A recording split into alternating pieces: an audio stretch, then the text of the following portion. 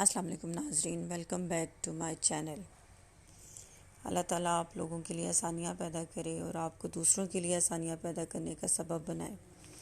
جو کہانی میں آج آپ کو سنانے جا رہی ہوں نا، یہ میرا اپنا پرسنل ایکسپیرینس ہے، اور یہ ہمارا وہی اندرون شہر آبائی گھر ہے جو کہ دل محمد روڈ پہ واقع ہے، اور جو کہ لاہور ہوٹل کی بیک سائڈ پہ ہے۔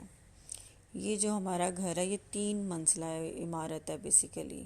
سب سے نیچے ایک دکان تھی اور فرسٹ فلور پہ ہماری اپنی رہائش تھی، اور سب سے اوپر جو چھت تھی اور وہاں ایک ہی روم تھا جو کہ اسٹور ٹائپ تھا، اور وہی ہمارا یہ پرانا گھر درختوں سے گھرا ہوا تھا، جیسے کہ میں نے آپ کو پہلے بھی بتایا۔ اور یہ جو درخت اتنے بڑے ہوتے تھے کہ جو ہمارے ٹیرس کی کھڑکی ہے نا، اس کھڑکی سے اس کی کوئی ایک آدھ شاخ بس اندر آنے کے لیے تیار رہتی تھی، ذرا سی اگر اسے کھولیں تو۔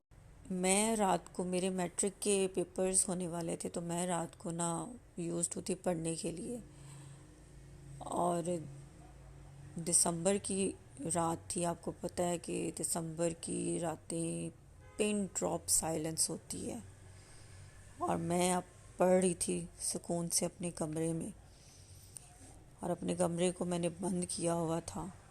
رات کو معمول کے مطابق میں پڑھ رہی تھی، اور یہ آہستہ سے مجھے ایسا فیل ہوا کہ کسی نے نا جیسے ناخن سے کوئی ہلکا ہلکا دروازہ ناک کرتا، یعنی کہ وہ آواز لاؤڈ نہیں تھی، ہلکی ہلکی ناخن سے تھی اور مسلسل تھی۔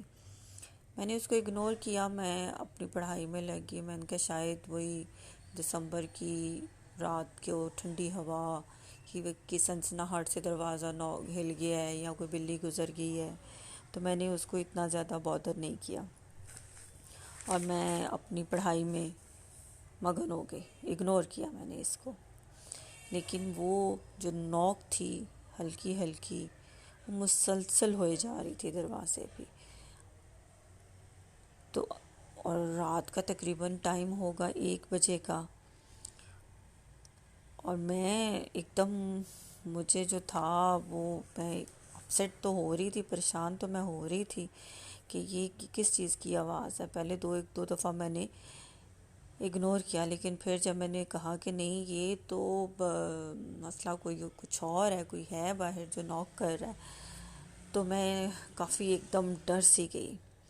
میں نے کہا پتہ نہیں کیا ہے، اور اس سچویشن میں میرا سانس اوپر کا اوپر نیچے کا نیچے رہ گیا، اور مین وائلی کمرے کی لائٹ نے فلکچویٹ کرنا شروع کر دیا۔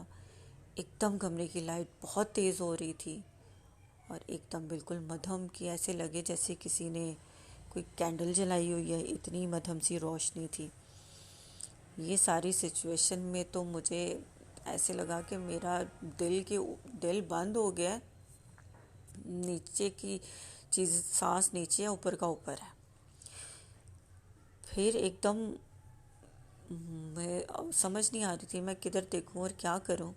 ایک دم مجھے ایسے لگا کہ میرے پیچھے کوئی سانس لے رہا ہے، اور میرے پہ بالکل ایک سکتے والا عالم تھا کہ مجھ سے اتنی ٹرن بھی نہیں ہوا جا رہا تھا۔ میں چیخنا چاہ رہی تھی، شاؤٹ کرنا چاہ رہی تھی، لیکن میری آواز ہی نہیں نکل رہی تھی میرے گلے سے، نہ میں پیچھے مڑ کے اس کو دیکھ پا رہی تھی کہ میں دیکھوں کیا ہے۔ بس اسی کشمکش کانفلکٹ میں میں تھی کہ ایک دم میرے کان کے پاس کوئی آواز آئی کہ تیار ہو جاؤ، میں تمہیں لینے آیا ہوں، چلو۔ اف، یہ سننا تھا کہ میں بالکل، میرا جسم کانپنا شروع ہو گیا، اور اسی سکتے اور کپاہٹ کی عالم میں مجھے نہیں پتا کہ مجھے کیا ہوا ہے، اور میں دھڑم سے بے ہوش ہو کے گر گئی ہوں۔